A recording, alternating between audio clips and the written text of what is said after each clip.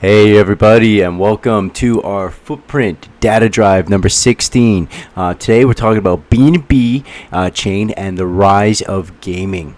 And I have a really great guest today to join us. We actually have Walter, who is part of Web3 growth over at BNB Chain. So Walter, why don't you go give us an introduction about yourself and what you're doing over at BNB Chain? All right. Thanks a lot, Alex, for having me. I'm Walter from BNBCHAIN, and I focus on business development and growth of Web3 game for BNBCHAIN. What I do primarily is to leverage on the resources, build programs for projects to launch on BNBCHAIN and subsequently grow well on BNBCHAIN. Pleasure to be here. Good morning, afternoon, and evening to everyone out here. Well, I'm certainly happy to have you here. In case you guys don't know, Walter is a great friend of mine. He's been on many of our Twitter spaces even before he was working at BNB Chain, and he's been a great asset in getting me connected with BNB Chain as well. So, Walter, I want to thank you again for being here, and to all of our guests, I really hope you're excited for this one because we're about to dive right in. Right. So, before we start into the questions, Walter, I really think we are at an interesting time for Web3 gaming.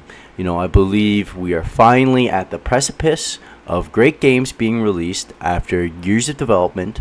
So, my first question for you, Walter, is what are your thoughts of the current state of gaming on chain? Yeah, thanks a lot for the question.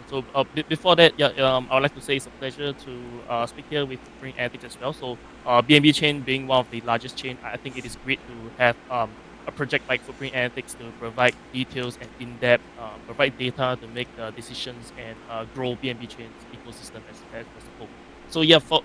For the question, I think the Web3 industry is very young. So for Web3 gaming, it is even younger. So I would say that from what I see right now in my talk with developers and project owners, it is still evolving and definitely improving. We started off with simpler games, easier to develop, and I would say it started off too much into the finance side of things as well.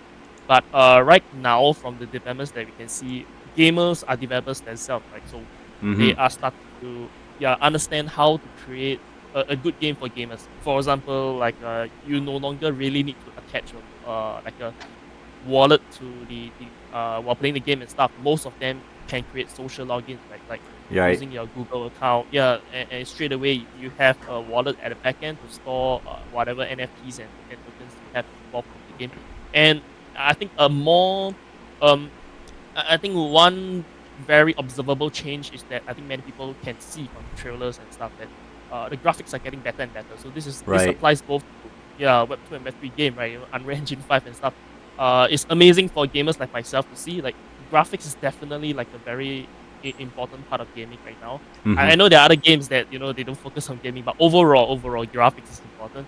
Right. And I can see that many developers, like you can see in our EFCC event, they are building very strong games and they're all in development. So I'm very excited for the next like 1 to 2 years when they Mm-hmm. all launch. Like I believe that there'll be greater adoption, and for gamers out there, we all will be able to enjoy many games like be it on Web2 and Web3. I'm happy you touched on graphics because I think graphics is really important no matter the style of art that you're going for, right?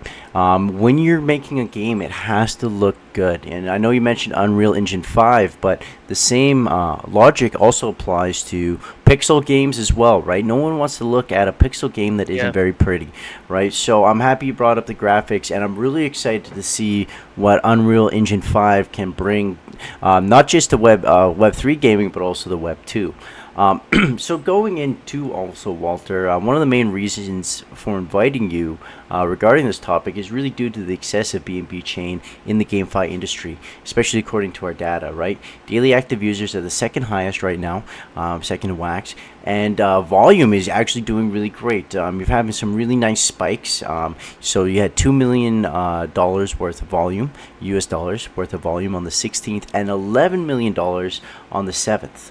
So just overall, your stats are looking really great. And not only that, but you guys have also the most active games on compared to any other chain, which is great to see, right? Because earlier in the years, according to our data, right, 90% of games are going inactive in 1 month. So seeing a high amount of active games, especially on BNB chain, is really quite nice. So going into the question, Walter, what is it about BNB chain that makes it great for devs to build these games on, and how is BNB chain keeping active users so stable? Maybe you can provide some insights to all of our listeners. Yeah, thanks a lot. I would say that this is sort of like a cycle. Like for BNB chain, we just focus on building. Like we have the number one most vibrant community. For example, like 3 million on Twitter, and like you mentioned, yeah, daily active users. Even in the current market, we have about 1 million plus daily active users and 3 million transactions every single day. And most of them are gamers, as you can see from the 1,400 plus depths that we have right now. So it is more of like a cycle that we have this huge ecosystem. So developers will benefit a lot from building a fun game or fun dev on BNB chain, and this in exchange brings in users. So it's constantly a cycle that we build. Like we welcome developers, they bring in users, and users attract developers.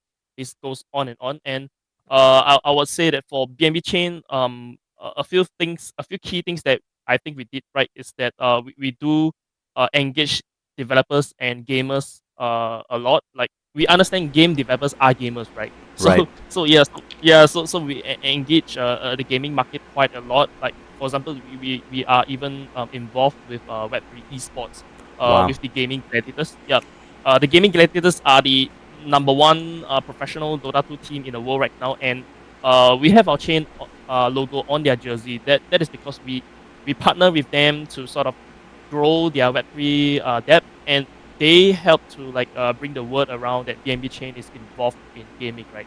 And this mutual partnership, I think, is going to benefit the whole gaming and esports industry very well. So yeah, we will continue looking for such initiatives to build this community that we have. Like we really value this relationship with developers and gamers. Yeah. Well, Walter, I couldn't agree with you more. I really think B&B does a great job in engaging with the community. You guys had the B&B Gaming Twitter Spaces, which do quite well. I was happy to be invited on a couple of them. And like just how you guys connect with your devs as well is just really great. Also, if you guys are interested, B&B does really a lot of great things for the people building on their chain regarding grants and other things. So if you're building and you're interested in getting into building on the B&B chain side of things, definitely go check that out. I really think it is quite a vibrant community, and it's you could tell by just the retention of the daily active users that it really is a great place to build on. Anyways, Walter, I got off on a little tangent there. In your opinion, here, my third question is: in your opinion, what genres are best suited? Like what genre of games, I should say, are best suited on chain, or can any genre be on chain as long as it's done correctly? What factors come into play when answering this question here? I'd love to kind of hear your thoughts. Yeah, before I answer the question, yeah, you brought up a good point about we having like many supports for the developers. So I think I will want to highlight a little bit for the people here, so Absolutely. that, yeah, so they understand. So the programs that we build, like for example, marketing support, like if you are building on BNB chain, we try as much as possible to provide the exposure to our millions of community out there. So for example, we can tweet about your project, we can conduct AMAs like what Footprint Analytics have done here, and also at our site when we host. We have blog posts like our developer portal, and we have the Debt Bay, Web3 sort of aggregator of data. So all these things helps to create exposure to the project, and when your project is good, you will naturally gain that traction on BNB chain. This is what we normally see. And yep, definitely grants as well. So we have the guest grants, we have the builder grants. They are all open applications. So you can message me about it, or you can check out on our website. We have information on all this. Basically, we will always be building and adjusting the programs to help developers build on BNB chain. Yeah. So back Amazing. to the question. Yeah. Thanks. So back to the question. This is a difficult question because I am a gamer for many years. I play all sorts of genre. I love all sorts of games, like all the way from real time strategy back then, StarCraft, to Mm-hmm. trading card game, MMORPG. I would say because this space is evolving, right? So the technology, how to piece together technology to do well for games is still progressing. But right now, what we have, I would say like a strong usage will be owning of data right, Web3. So I would say for now, trading card game is a big advantage because the feeling to own the trading cards. I think we got it all the way from like Magic the Gathering and Pokemon card days, right? Even till Right. now, yeah, Pokemon card created their own economy like out of nowhere. Nintendo didn't create the additional markets out there of like grading the card and then trading and stuff. So I think this will bring on to the digital side of things, whereby NFTs can help trading card games be more tradable in the real world, at almost real time around the world. Right. I remember back then I was like selling in-game items in land shops and stuff when I was a kid. Yeah, so that is difficult to coordinate, but this can be done online through smart contracts, like straight away, upfront, and fairly. So I would say trading card game from simply how gamers treat cards, right?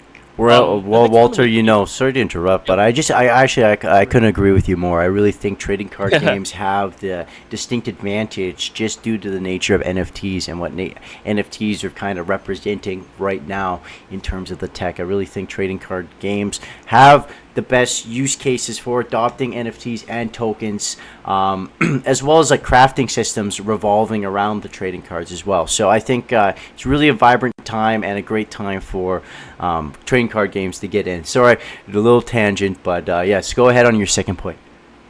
No worries, no worries. It is great. I love you chipping in. So yeah, totally trading card games. And the subsequent one, I would say, will be MMORPG. Mm-hmm. So massive online role playing game. That is because like I think with the NFT technology, there is potentially like we can expand this genre further. Like owning the armors and weapons, right? Like from Diablo 1, and then in Diablo 2 I restart, right? Like it would be nice that if people can make use of NFT collection, firstly they can collect like for if you got an legendary item you would like to like remember it for life or something, yeah, that can work. But for example, in the game one I mentioned, you have an item. For game two, they can actually leverage on NFT that you own in previous game to sort of give you something in the next game. That would be interesting. For example, like probably I have a wolf skin pelt in the game one. In game two, I have a pet wolf. For example, Right. these kind of things. Just a little bit Yeah, more interoperability, right? yeah, yep. And gamers love this kind of things, right? It would encourage people to continue playing the franchise or the game series. I feel it will be quite exciting to launch the game and then find out what I have like from the last game that I put in effort to grind for. Right. So MMORPG is one. I think with MMORPGs, I think we're going to be in a really kind of interesting time, or it's going to be really interesting on how the trading and how you're actually going to make the most profits from MMORPGs. I don't actually think it's going to be from the rare, legendary items that you find. I think more so we're going to notice there's going to be a lot more value being shifted into the materials needed to create these items. Right, for example, farming legendary materials to create more unique and rare NFTs. I really think that the value shift for a lot of people playing these games, and where they're really going to start seeing some coin, is actually not from trading the NFTs themselves, like the equipment, but more so for trading some of the more rare legendary materials that can be used to craft. It's a little bit off topic, but I'd love to kind of hear your thoughts on this as well, on the evolution of MMORPGs on chain. Oh yes, yes. You definitely like reminded me whereby I feel that on this context, right, it actually helps the content creation side as well. So for example, in like Diablo 4, right, you can buy cosmetics. It doesn't affect the statistics, but you can buy cosmetics for your whole set of armor. And if this is in the Web3 space, right, I think content creators or people who are good at design can actually create their own armor sets, Right. have it in the marketplace. Yep, and they get to earn from there. So that can be sort of like I would say not really rare legendary, but special items that creates another economy as well. Like for content creators, they get to earn royalties from selling. And So you can kind of see yeah, right now how yeah. content creators behind NFTs are kind of blowing up right now. Not specifically GameFi related, but looking at OP Pen. Um, I hope I'm saying that right. That is a unique NFT collection where it doesn't actually launch the NFT unless it has overwhelming positive support by the community to back it first. So people can create their own OP pens, but it won't actually be minted unless the community really likes it. And I think this sort of mechanic can be, or this sort of not mechanic, but this sort of use case can also be applied to games where a certain content creator, maybe a certain streamer or something like that, can go in and make a custom skin and really do something nice. Or MMORPGs can go straight up the cosmetic way of Fortnite and see some great success in that as well. I think as long as NFTs aren't really doing too much to change in-game battles or your power level in-game, but if we keep them strictly cosmetic, I really think this is the best way to keep a game sustainable long-term while still keeping gamers interested in actually buying and doing transactions with these NFTs, really based on the rarity or who's collabing with this cosmetic.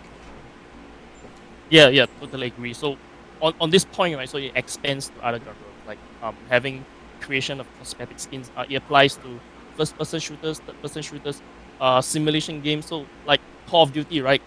We all have the gold skins and all the different skins that they made for the game, right? Gamers do love those. So it expands, I think, to all the other games out there that value cosmetic appearances, like Overwatch as well.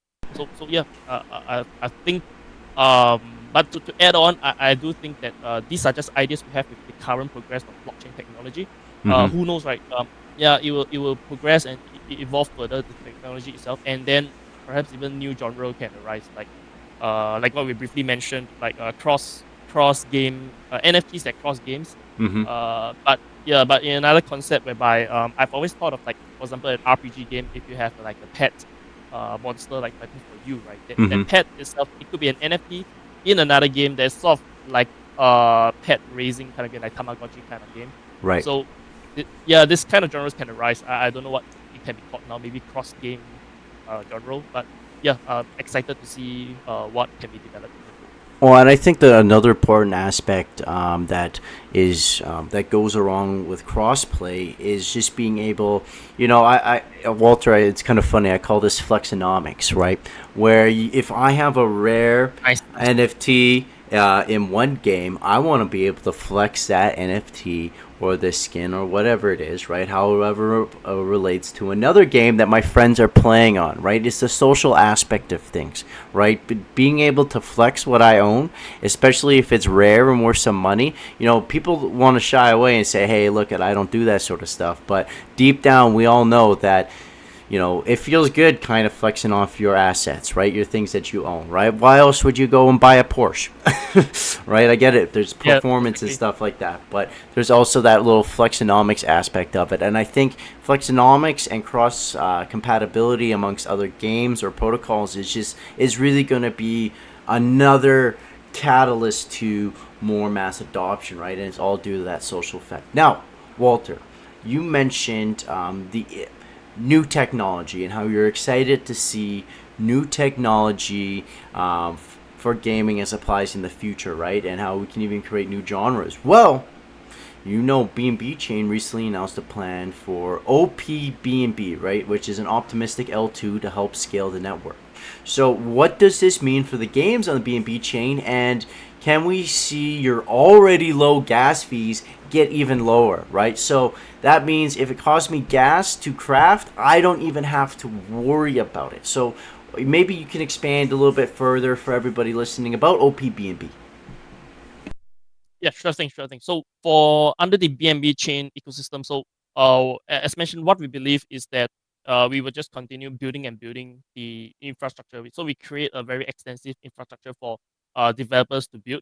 So before I touch on OPBNB, like for layer two itself, we actually also have ZK zero knowledge BNB, and also optimistic rob OPBNB. So the difference is that ZKBNB is API based, and it's more for like new games that are developing. They can go for the option, and OPBNB is helpful for existing games because it is EVM compatible. So both of these layer twos, right? Sorry, before I touch on layer twos, we also have a decentralized storage layer. We call it Mm-hmm. the Greenfield.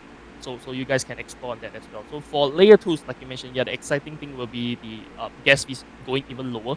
So the estimates so far is that the new gas fees for both layer twos will be around like 10% of the existing gas fees. So there's like a 90% discount.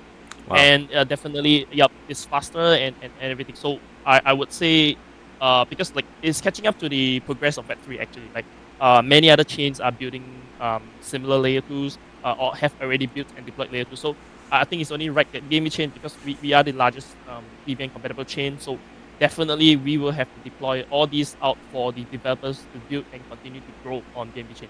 So all the chains that I mentioned, ZK BNB, OP BNB, Greenfield, they are all currently in testnet. So I believe they will launch like very soon. I'm not That's sure. I exciting. don't think it'll be too bad. Yeah, they will all launch. So there are already many developers. If you check out our socials, that they are already developing and testing with OPBNB. So yep, I look for everybody to test it out. The details are on our blogs and website. And yeah, look forward to all the exciting things being built on OPBNB. Yes, you guys, just imagine when you can do transactions on the blockchain, just like the grand marketplace in RuneScape, you guys. That's what these layer twos, the ZK BNB and OP BNB, are doing for you. It'll just be like the magic of old school RuneScape at the Grand Exchange. That's what I'm picturing, Walter. That's what do you think? Very nice, nice. Yeah, very nice. Definitely, it's very exciting. Great. So, Walter, I got another question. This is a little bit more off base, and this is going towards game development itself. And, in this industry, right, games get released for play testing and earning very, very early into development, like, betas, alphas, etc., right? And this might be due to pressure from investors to release the game early, right? And when these early games are released, right, I think mechanics are really often lacking, and some basics just kind of seem built half-assed, right? So my thesis is, and I'm curious on your thoughts, is do you think good sound and music design as a priority in early game development can increase player retention, even with lack of mechanics in these early releases? Yeah, very, very good question. So about the like early release for alphas and betas, I do think that we have like, this is my opinion, that I think there's a lot of real strong talents in the Web3 gaming studios, because like, typically the triple A games takes about maybe 200 employees, 2 to maybe Right. 5 years to build, right? And the current quality that we are seeing, they're building with like so much lesser like workforce, right, in such short times. So I understand that concept, but I do feel that yes, we definitely have to like, if we're doing an open beta, like closed beta, understandably, closed alpha, understandably, but if it's an open beta, the game has to be at least of certain standard Right. that is beneficial to the studio investors and the gamers in the long run. So that is what I feel that we should be doing. Mm-hmm. And yeah, for music, very good point. Like many gamers like myself, we have good headsets, right? We do dig the music, because it sort of sets the tempo in the game. Right. Like Immerses you. yeah, yeah, and like for example RPG, right? When the music changes, you know that a boss fight is coming, Mm-hmm. and after you defeat the boss, you hear a change of music, or there's a phase two, this sort of thing, right? Like yeah, I think it's very important. Like it's more important than I hope more developers will understand the importance of music. Like really, for atmospheric games, for example, like I think Fireplace, I think like some games, or I would say simply RPG games, the music changes a lot as well. Right. So people just have to like chill and enjoy the game. So the music helps with that, complements nicely. Exactly. And yeah, and another point is that music is also important for trailers. Like some games might just play music at the background and they just display the gameplay and stuff, right? But the beats are not in sync with the graphics and stuff. So I think a good example will be to look at traditional established studios, like their trailers, maybe like from Battlefield, Diablo. You can see that it is in sync and it hypes the gamers up. So yep, very good point. I do think music design is very, very important. Hey, Walter, quick question. Have you beat Diablo 4 campaign yet? Yes, for sure, for sure. Okay. I always All do. Yeah, right. it's part of my job. Remember at the end, near the end of the campaign, with the one final cut scene, You know what I'm talking about with Lilith and what the angel? I forget his name off the rip, I, but I, I'm not sure if we should spoil it up, but okay, yeah. yeah, but that cutscene, I'm keeping it really vague for no spoilers for anybody listening. But that cutscene was one of the most beautiful pieces of art I have ever seen released in a game. That cutscene was something else. It brought me emotions, right? And you're talking about in trailers, right? Trailers should use that cutscene as an example of how to get gamers immersed into the game. And I just think it's a great example of, quality animation done right for player engagement. Yeah, yeah, totally. I would say Activision throughout these like 20 plus years, their cutscenes since StarCraft One is like Blizzard, right? It's Mm-hmm. really top notch. Other games like from Riot Games like League of Legends, they have great cinematics as well. So yeah, I definitely we look forward to this graphics plus music. Mm-hmm. It's awesome. Great. Well, Walter, my question is, and I think I already know the answer here, but I'll let you answer it anyways. What was the last video game you beat? Okay, and how did you like it? Definitely, it's Diablo 4, and yeah, I love it. I mean, I'm the typical kind of gamer. Like I have like hundreds of games doing stack up in Mm-hmm. Steam and, and Epic Games. But yep, recently I beat Diablo 4, and recently I started Rocket League as well. So just to share. Ooh, getting in the Rocket League. I always wanted to get in the Rocket League, but I always feel like I'm a little bit too late to start. All my friends are in Diamond and stuff like Anytime, that. man.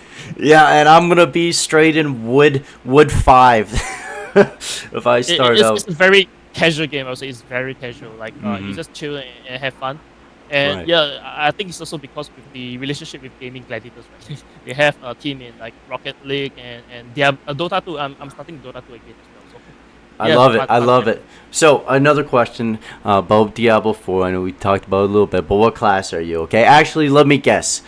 Let me guess. You played as your first class. You played a sorcerer. Nah. I play Rook. I like Shinobis. So I just want to be a ninja. So most games, like in Overwatch, I use Genji. So yeah, I choose the ninja path. I knew it. I was like, my gut said rogue, but I was like, my brain said source. I should have gone with rogue. Anyways, before we get to the last question, we have a question from one of the listeners, Fu, and he said, "Will GameFly continue to be the trend next year, in your opinion?" All right. Frankly speaking, I cannot like represent the predictions on BNB chain, and I do not have a crystal ball, right? So, Right. for the next 1 year, okay, it is a very short time frame. I would say definitely, it will become, it still is important. Simply like, just being objectively looking at statistics and data, right? You Right. can check out Footprint Analytics data report as well. Like, the strongest vertical in Web3 is decentralized finance and Web3 gaming simply because of the factors that we mentioned, like the ability to own data, Mm-hmm. the influx of investments and stuff. I think that in the next 1 year, it will definitely still grow. And a personal like initiative at BNBCHAIN as well. Like you're right to say GameFi. Like at the start of XC Infinity's run, we all call it GameFi, right? Gaming finance, something like this. But Mm-hmm. slowly, you can see the shift towards we are calling it Web3 gaming because Right.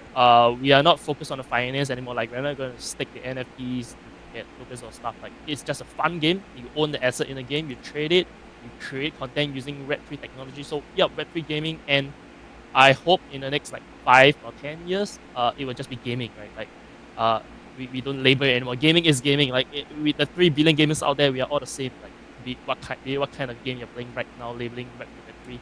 Eventually, it will just keep progressing, and we will all just enjoy the game with expanded technology. Exactly. Walter, amazing. And I really think you phrased that quite eloquently, right? I think we are doing a real nice shift right now away from kind of not just, the financial incentive, but, more of the Ponzi-nomics side, right? A lot of games are really putting their nose to the grind to think of and discover sustainable long-term tokenomics. And I also noticed too with this long-term sustainable shift in tokenomics, right? It puts less pressure on the tokenomics itself and more pressure for gamers onto actually enjoying the gameplay, right? For a lot of games coming out, right, they're doing social signups, like you said earlier, right? The less time it takes me to dive into a game, the happier I am when I try it out, right? And the Yeah, happier I am if I don't end up liking the game. Uh, you know what I mean? If it takes me yeah, 30, absolutely. 15 minutes to sign up for this game and I don't like it, I'm not going to be too happy. Anyways, Walter, great Yeah, points. sorry. Hmm? Yeah, just to add as well, although the importance is in the game, I will also say that the tokenomics, I mean, right now, like after a few years in Web3 gaming, most developers understand the basic of building a good foundational tokenomics for the game as well. So, that aspect is still important so that the economy will not crumble. But I think many people is able to like build a strong economy from all the learnings in the past experience. But Right. yeah, the core importance is still the game has to be fun. Yeah. Amen. And that's why if anybody's listening here, they want my little GameFi hack at Footprint or Web3 gaming hack at Footprint to find out if a game is fun or not, go in, plug in the retention rate. Retention rate from week after week, that will tell you right away if a game is fun or not, and you don't even have to play it, right? You can just based on the time span of the users playing that game. Retention rate is important, you guys, and I can't stress it enough. Now, Walter, my last question before we wrap it up today is: can you tell us about some of the games being developed on BNB Chain now, so our listeners can go check them out?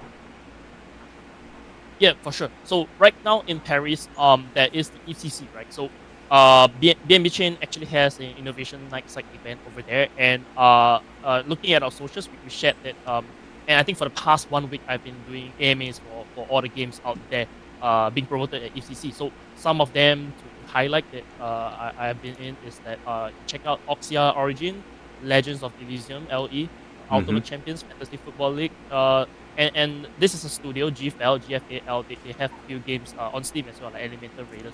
And yeah, last of all, Mummy.io. So there are many more. So just I would say check out socials, look out for like projects being launched and announced, and yeah, explore the Web3 space. There are really a lot other high quality developers that just like putting their heads down to just develop a very strong and high quality game to launch.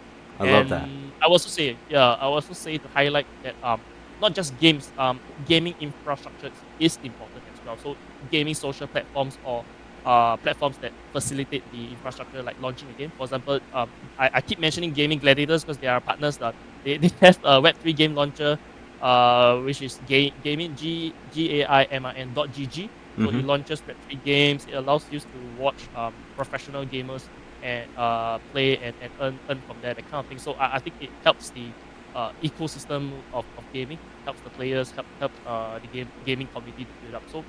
So yeah, check all these out, and yeah, look forward to like having a game with you guys in the future in any Web3 games. Right. And before we wrap it up, you guys, I'm opening up the community to any questions that they have for Walter here in the community sharing channel. Just type what you'd like to say. I'll give you about 30 seconds to do that. In the meantime, Walter, I'd love for you to kind of just share some final thoughts with us. You know, where can we find you if we need to want to connect about BNB? Where can I get some more BNB chain? Where can I find some more resources? All that sort of stuff. Love to hear it. Yes, for sure. Thank you for that. So for Telegram, you can get me at LCL Walter or Walter BNB.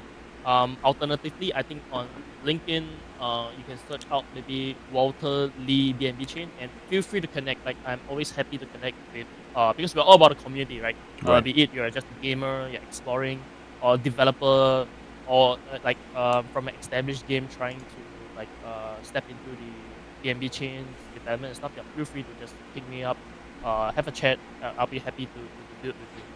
Amen. And with that being said, there's no more community questions, so I'm going to wrap it up. Thank you again, Walter, for joining our data drive. It was really quite a pleasure to have you on. And I would like to thank all the listeners that joined as well. You guys are awesome. Without you, you know, really, we don't have much of a data drive, right? So I'd like to thank all of you guys again, and wrapping it up. And tune in next week for data drive number 17 when I'm joined with a security expert named Mikhail, and we're going to dive into security and privacy. So with that being said, thank you again, Walter, and we're wrapping it up. See you next week. Thank you, Alex. Thank you, everyone.